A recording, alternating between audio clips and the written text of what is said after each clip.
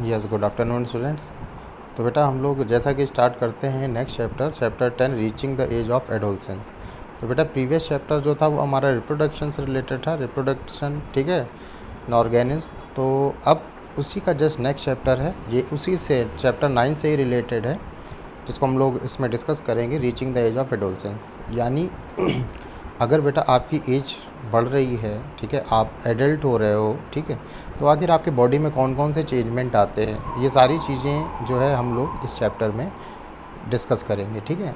तो आखिर कोई जैसे कि प्रीवियस चैप्टर में आपने पढ़ा था कि जो एनिमल्स थे वो रिप्रोड्यूस कर रहे थे और फिर ग्रोइंग कर रहे थे।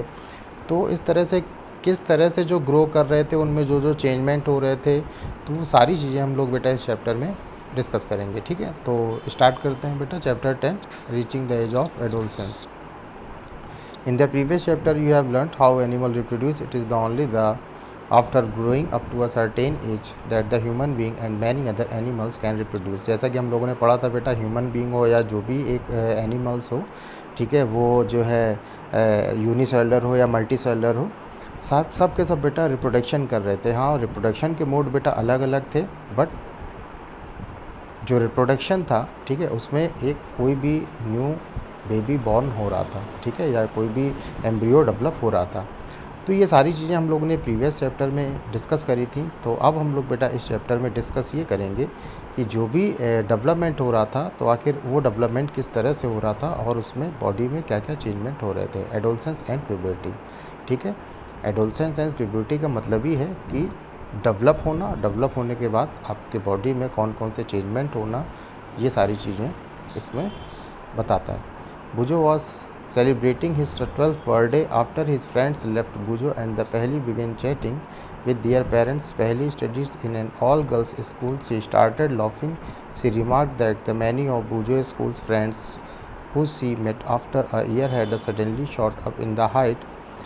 देखो बेटा, इसमें जो सारी चीज़ें आपको पैरा में दे रहा है, दे ये रहा है कि आप लोग बेटा जैसे 12th बर्थडे आप सेलिब्रेट कर रहे हो, तो जाहिर सी बात है जो 12th एज है वो एक टीनेजर्स की एज है, ठीक है ना।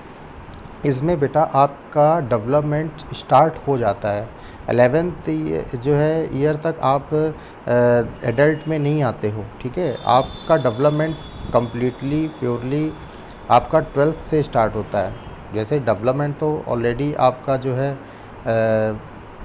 जब आप बॉर्न हुए थे तब से हो रहा है, बट देखा ये जाता है कि जो भी बेटा एक चेंजमेंट होते हैं हमारी बॉडी में, वो आपको 12th के बाद, यानी कि अगर हम लोग ये बोलें कि वो रिप्रोडक्टिव डेवलपमेंट हो, हार्मोनल्स डेवलपमेंट हो या कोई भी हो, ये सारी चीज़ें आपके 12th के बाद ही आपको देखने को मिलती हैं, ठीक है। जैसा कि हम लोग बात करते हैं कि जो मेल में जो स्पर्म्स का फॉर्मेशन होता है, ठीक है, वो 12th के बाद ही स्टार्ट हो जाता है, ठीक है, और फीमेल में भी एग्स का बनना ही 12th के जो है बाद ही स्टार्ट। तो ये 12 से लेके जो 19 तक की एज है, ये आपकी टीनेजर्स वाली एज होती है, ठीक है। तो इसमें कम्प्लीटली डेवलपमेंट आपका हो जाता है 12 to 19 तक, मतलब हर एक ऑर्गन का, ठीक है, और जितने भी हार्मोनल्स इफ़ेक्ट्स थे वो सारी चीज़ें उनमें डेवलप हो जाती हैं, ठीक है। तो ये सारी चीज़ें बेटा इसमें दी गई हैं।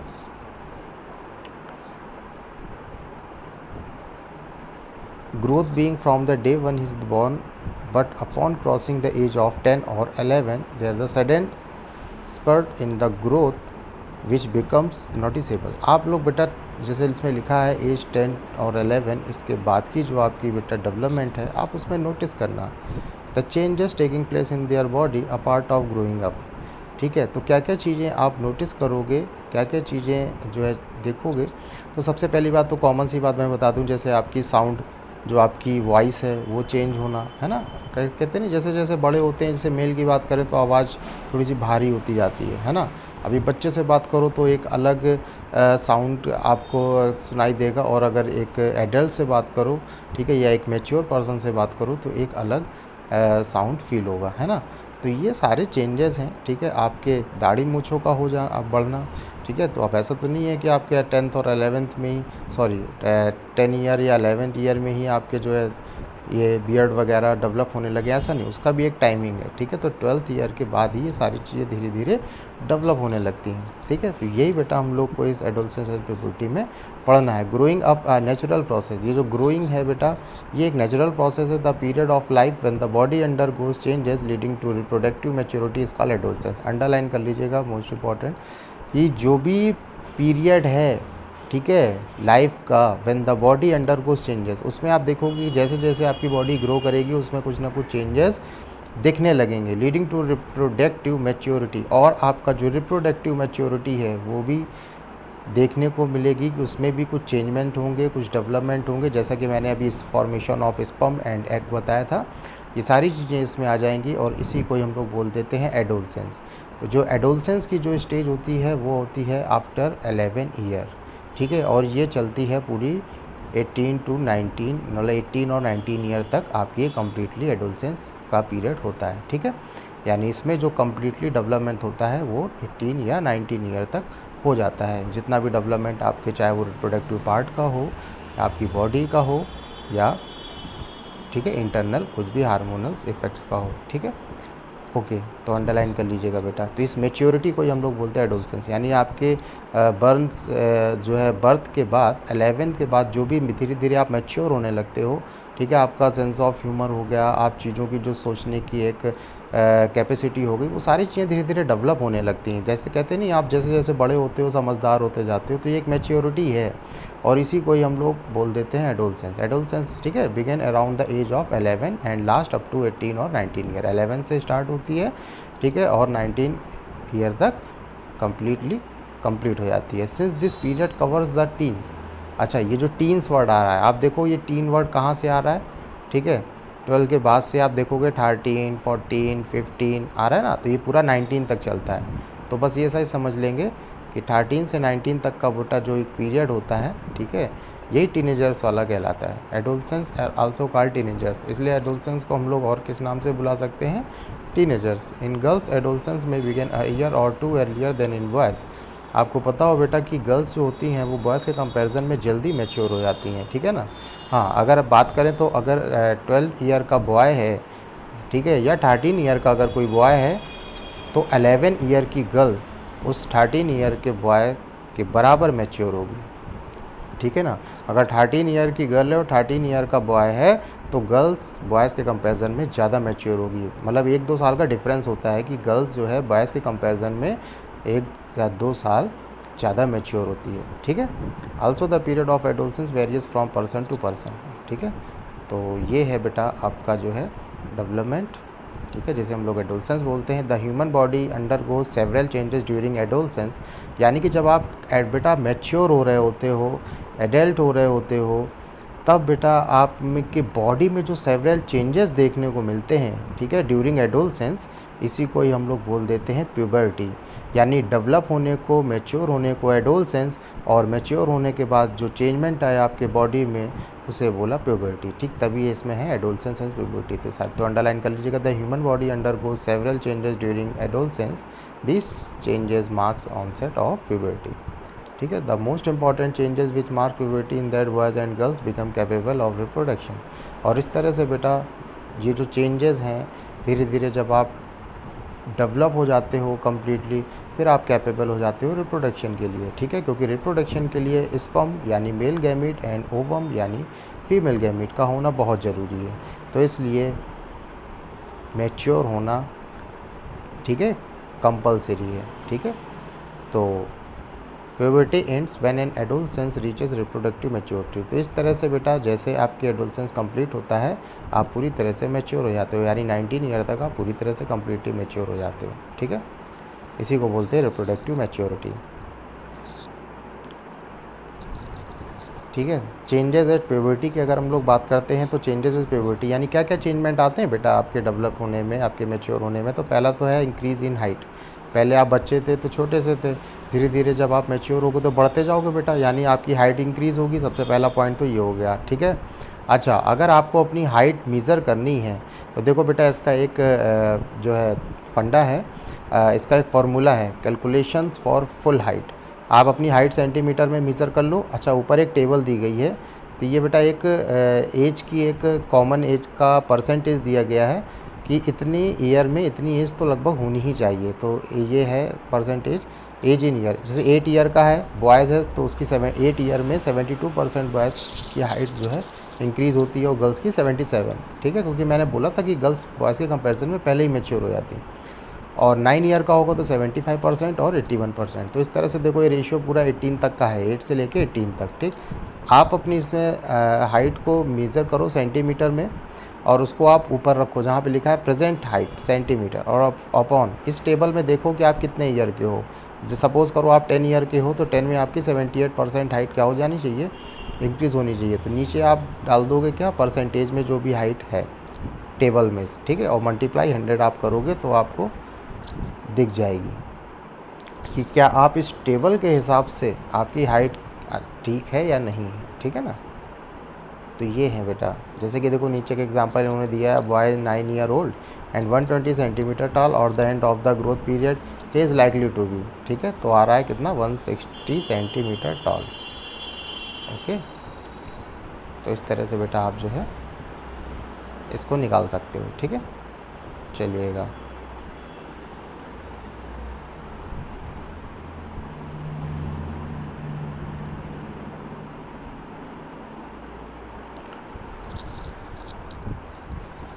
उसके बाद बेटा ये देखिए ग्राफ दिया गया है। अब ये ग्राफ जो है आपका, ठीक है, ये हाइट का ग्राफ दिया जा रहा है बेटा। ठीक है, अब देख लेते हैं ज़रा एक बार। Use the data given activity temperament, draw the take age on the axis of the vertical growth of the y axis, height the point represent of the calculate the height of the graph. हाँ, इसमें बेटा एक graph girls का है और एक boys का है। ठीक है ना। तो इसमें आप देखोगे बेटा एक देखो ब्लू कलर की लाइन जा रही है और एक रेड कलर की लाइन जा रही है। ठीक है ना। Initially girls grow faster than boys but by about 18 years of age. देखो बेटा गर्ल्स जो है वो बॉयज़ के कंपैरिजन में जल्दी ग्रो हो जाती हैं। ठीक है, जल्दी मैच्योर हो जाती हैं, इसलिए उनकी हाइट भी थोड़ा जल्दी इंक्रीज़ होती है। ठीक है ना। तो आप इस तरह से देखोगे कि जो गर्ल्स की हाइट है वो बॉयज़ के कंपैरिजन में काफ़ी इंक्रीज़ हो रही है। आप देखो ब्लू कलर की लाइन को आप देखो एक बार कि जल्दी इंक्रीज़ हो रही है। ठीक है ना। Their max okay 18th year of age both reach their maximum height. The rate of growth in height varies in different individual. Some may grow suddenly at puberty and they slow down while other may grow gradually. तो देखो बेटा growth तो उनकी तेज़ी से हो रही थी, लेकिन देखो आके आगे कांस्टेंट हो गई। यानी एक लिमिट है कि आपकी 19 ईयर तक जो है एज कम्प्लीटली, मतलब आप पूरी तरह से मैच्योर हो जाओगे, हाइट वगैरह जो भी है पूरी ग्रोथ हो जाएगी।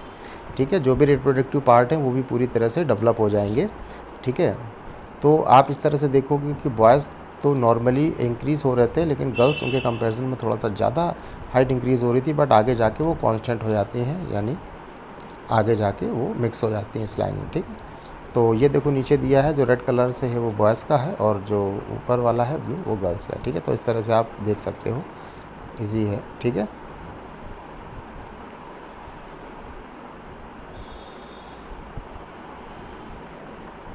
नेक्स्ट है बेटा चेंज इन बॉडी शेप। पहला था हाइट, ठीक है, अब बॉडी शेप भी तो चेंज होगा। चलो देखते हैं क्या क्या चेंज होता है। Have you notice that boys in your class have the broader shoulders and the wider chest. आप देखो जब बॉयज़ जब बेटा मैच्योर हो रहा होता है तो उसके शोल्डर वगैरह भी काफ़ी ब्रॉड हो जाते हैं, चेस्ट भी काफ़ी हैवी दिखने लगता है। ठीक है ना। This is the because they have the enter of the age of puberty, क्योंकि अब वो प्यूबर्टी एज में इंटर कर चुका है। ठीक है, डेवलप मैच्योर हो रहा है या मैच्योर हो चुका है। When shoulders generally broaden are result of growth, इसलिए उसके शोल्डर और चेस्ट डेवलप होने लगते हैं। In girls the region below the waist becomes wider. ठीक है, तो ये इसमें भी बेटा जो है in boys the muscles of the body grow more prominently than the girls. ठीक है, देखते हो अब बॉयज़ काफ़ी जो है मस्कुलर दिखने लगते हैं। Thus the changes occurring in adults and boys and girls are different. तो इस तरह से आप देख सकते हो, डिफ्रेंशिएट कर सकते हो गर्ल्स और बॉयज़ को। ठीक है ना। तो ये चेंज इन बॉडी शेप हो जाता है। वॉइस चेंज हो जाता है, जैसा कि मैंने पहले बताया था कि देखो जैसे जैसे आप मैच्योर होगे आपकी जो आवाज़ है वो काफ़ी रोर हो जाएगी। ठीक है ना, काफ़ी हैवी हो जाएगी। ठीक है, काफ़ी लाउडनेस हो जाएगी उसमें। Did you notice that sometimes the voice of some of the boys in your class cracks at the puberty, the voice box or the larynx begin to grow? ऐसा इसलिए होता है क्योंकि बेटा जो हमारा वॉइस बॉक्स होता है, वॉइस बॉक्स में जो लैरिंग्स होता है वो उसके जो साइज़ होता है वो इंक्रीज़ हो जाता है, जिसकी वजह से हमारी जो साउंड है वो ज़्यादा डीप होने लगती है। ठीक है, जैसे जैसे हमारा जो है प्यूबर्टी एज में आते हैं, मेच्योर होते हैं, वैसे वैसे हमारी जो वॉइस है वो भी थोड़ा सा लाउड होने लगती है। Boys develop larger voice boxes. ठीक है, हम लोगों का जो वॉइस बॉक्स होता है वो गर्ल्स के कंपैरिजन में हैवी होता है बेटा, है ना, और इसी वजह से हम लोग का लार्ज होता है, और इसी वजह से गर्ल्स के कंपैरिजन में जो हमारी वॉइस साउंड होती है वो उनके कंपैरिजन में काफ़ी हैवी होती है। ठीक है ना, काफ़ी लाउड होती है, मीन्स, है ना, उनकी श्रिल होती है। ठीक है ना, मतलब बहुत पतली आवाज़ होती है और हम लोग की थोड़ी सी हैवी भारी आवाज़ हो जाती है। ठीक है ना। The growing voice box in boys can is seen protruding part of the throat called Adam's apple. Adam's apple बेटा जो आप कभी गर्दन में देखो, ये फूला हुआ पार्ट जो बाहर की तरफ निकला रहता है, सारे बच्चों में तो वैसे देखने को नहीं मिलता है क्योंकि ये पेरेंटल इफ़ेक्ट्स होते हैं। जैसे आपके फादर के हैं, ठीक है, तो वो आप पे ट्रांसफ़र हो जाएंगे। ठीक है ना, तो किसी किसी बच्चों के काफ़ी देखने को मिलता है कि गर्दन में काफ़ी बाहर की तरफ एक बोन लाइक स्ट्रक्चर होता है बेटा, इसी को बोलते हैं एडम्स एप्पल। ठीक है ना। हाँ, तो ये पूरा थ्रोट का पार्ट होता है। ठीक है, वॉइस बॉक्स का पार्ट होता है, और इसमें अपर पोर्शन पे देखो फिगर बना हुआ है जो निकला हुआ दिख रहा है बेटा। ठीक है ना, इसी को स्वेलन पार्ट दिख रहा है, इसी को बोलते हैं एडम्स एप्पल, याद रखिएगा। इन girls the larynx is hardly visible from the outside become small size. अच्छा, जो गर्ल्स की बेटा लैरिंग्स होती है वो स्मॉल साइज होती है, इसलिए गर्ल्स का जो साउंड होता है वो श्रिल होता है। ठीक है ना। Generally girls have a high pitched, but girls की जो पिच होती है साउंड की वो हाई होती है, जिसकी वजह से उनकी साउंड की जो फ्रिक्वेंसी होती है वो भी बहुत ज़्यादा होती है। ठीक है ना, याद रखिएगा कि गर्ल्स का साउंड कहते नहीं है, जैसे कि कोई किसी किसी के साउंड बहुत चुभते हैं, है ना, तो चुभने का मतलब यही है बेटा कि उनकी साउंड में श्रिलनेस ज़्यादा होती है, और जो साउंड श्रिल ज़्यादा होता है, ठीक है, जिसकी पिच ज़्यादा होती है, साउंड श्रिल होने का मतलब उसकी पिच बहुत ज़्यादा है, और अगर पिच ज़्यादा है तो फ्रिक्वेंसी 100% ज़्यादा होगी, और फ्रिक्वेंसी ज़्यादा होगी तो वो साउंड आपको चुभेगा, है ना। डीजे में आप डांस करते हो तो आपको नहीं चुभता है, आप इजीली डांस करते रहते हो, लेकिन अगर वो जो भोंपो नहीं लगा होता है, आप अगर उसको कंटिन्यू सुनो तो आपके सर में दर्द होने लगता है। तो यही डिफरेंस है कि जो भोंपो है बेटा उसका जो साउंड है वो श्रिल है, इसलिए वो आपको चुभ रहा है, लेकिन जो डीजे है उसका साउंड लाउड है, इस वजह से वो चुभता नहीं है। तो हम लोगों का जो साउंड होता है वो लाउड होता है, क्योंकि हम लोगों का बेटा पिच कम होती है, जिस वजह से फ्रिक्वेंसी कम होती है, तो हम लोग की आवाज़ भारी तो होती है बट चुभने वाली नहीं होती है। ठीक है ना, क्योंकि हम लोग की पिच लो होती है, इसलिए फ्रिक्वेंसी भी लो होती है। बट जो गर्ल्स हैं उनकी पिच हाई होती है, फ्रिक्वेंसी हाई होती है, जिस वजह से उनका साउंड काफ़ी श्रिल होता है। ठीक है, ओके। तो गर्ल्स बिल्कुल परेशान ना हो, ऐसा मैं कोई मतलब उनकी बुराई नहीं कर रहा हूँ, मतलब बता रहा हूँ कि आपको ये पता होना चाहिए बेटा। ठीक है, बट हम लोगों का जो लैरिंग्स होता है वो गर्ल्स के कंपैरिजन में लार्ज होता है। ठीक है, तो ये बेटा ध्यान रखिएगा। तो वॉइस की जो साउंड होता है डीप होता है, और वो किस वजह से होता है, लैरिंग्स के साइज़ की वजह से। ठीक है, तो ये आप अपने माइंड में रखिएगा, क्वेश्चन बेटा इससे पूछे जाते हैं, तो ये चीज़ आपको पता होनी चाहिए। ठीक है, and in adolescence voice sometimes the muscles of the growing voice box go out of control and the voice becomes horse. ठीक है, हमारा इसलिए जो साउंड होता है वो हॉर्स होता है। ठीक है,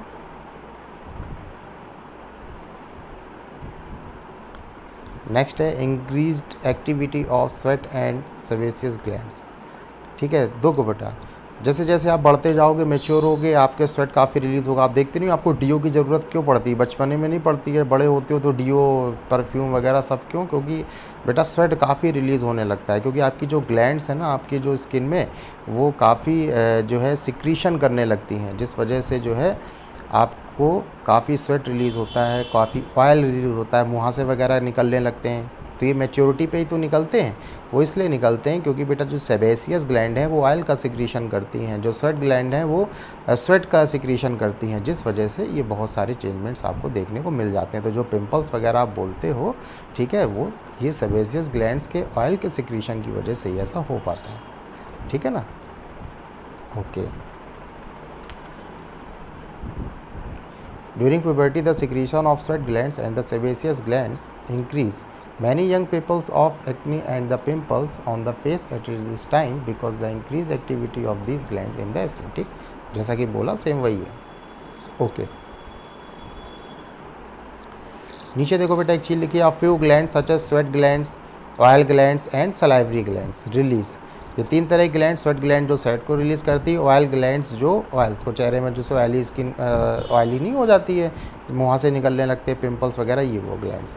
एंड सलाइवरी ग्लैंड्स, जो माउथ में बेटा जो सलाइवा रिलीज़ होता है जिससे कि हमारा फूड का अच्छे से मिक्सअप हो सके, ग्राइंडिंग हो सके, ये वो है सलाइवरी ग्लैंड.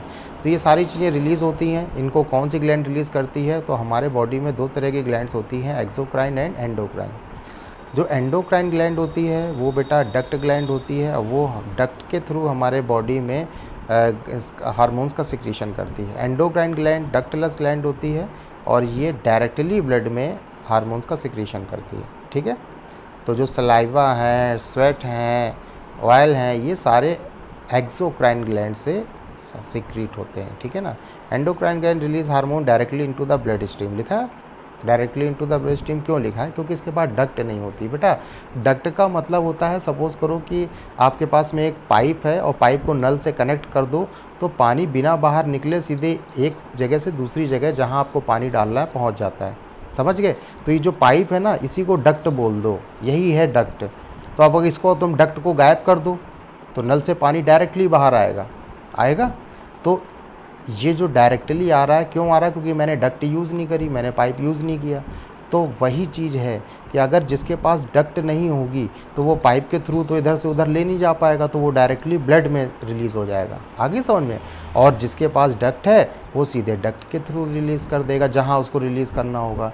तो एक्सोक्राइन जो ग्लैंड होती है वो डक्ट ग्लैंड होती है. ठीक है, वो डायरेक्टली डक्ट के थ्रू हार्मोन्स का सिक्रीशन करती है. और जो बेटा एंडोक्राइन ग्लैंड होती है वो डक्टलेस ग्लैंड होती है, उसके पास डक्ट नहीं होती, इस वजह से वो डायरेक्ट ब्लड में हार्मोन सिक्रीट करती है. ओके, तो ये सारी चीज़ें समझ में आ गई बेटा. तो ये जो आपने बोला कि सेबेसियस ग्लैंड्स, स्वेट ग्लैंड, तो ये ग्लैंड एक्सोक्राइन ग्लैंड के थ्रू रिलीज होती है क्योंकि इनके पास में डक्ट होती है. ओके, ठीक है. नेक्स्ट है development of sex organ. Sex organ का डेवलपमेंट होता है, बस मतलब इतना ही है बेटा कि ऑर्गन तो डेवलप होंगे, उनके साथ में मेल गैमीट यानी स्पर्म का फॉर्मेशन होगा और फीमेल गैमीट्स यानी एग का फॉर्मेशन होगा. ठीक है, तो ये देखिएगा लिखा हुआ है इसमें. ठीक है, आपका जो स्पर्म होता है वो टेस्टिस में होता है बेटा, टेस्टिस में स्पर्म का डेवलपमेंट होता है. ठीक है, पेनिस का साइज़ डेवलप हो जाता है और इस तरह से गर्ल्स में जो एग का फॉर्मेशन होता है. ठीक है ना. तो ये जो एग है ये फीमेल गैमीट है. ठीक है, और ये आपका ओवेरी में, ठीक है, सॉरी ओव्यूल में डेवलप हो जाता है. ठीक है, ओवेरी में डेवलप हो जाते हैं एग्स, जिनको ओव्यूल बोलते हैं. ठीक है,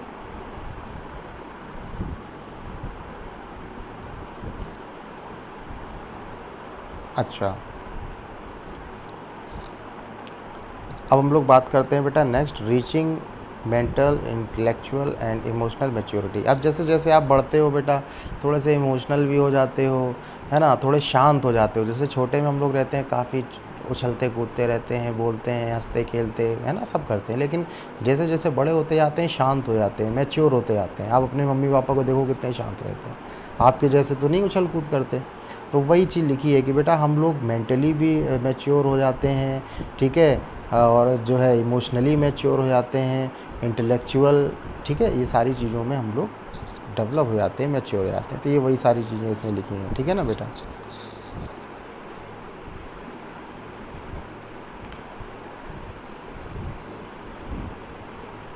ठीक है, अब नेक्स्ट बेटा हम लोग बात करेंगे, next day secondary sexual character. ठीक है, तो सेकेंडरी सेक्सुअल कैरेक्टर क्या होते हैं वो हम लोग बेटा कल डिस्कस करेंगे. तो आज जितना हम लोगों ने पढ़ाया आई थिंक आप लोगों को क्लियर हुआ होगा. और कोई भी बच्चे को अगर कोई भी लाइन में प्रॉब्लम है या जो भी हेडिंग में प्रॉब्लम है, कुछ समझ में नहीं आया है, वो मुझसे आस्क कर सकता है. ओके बेटा, thank you, have a nice day.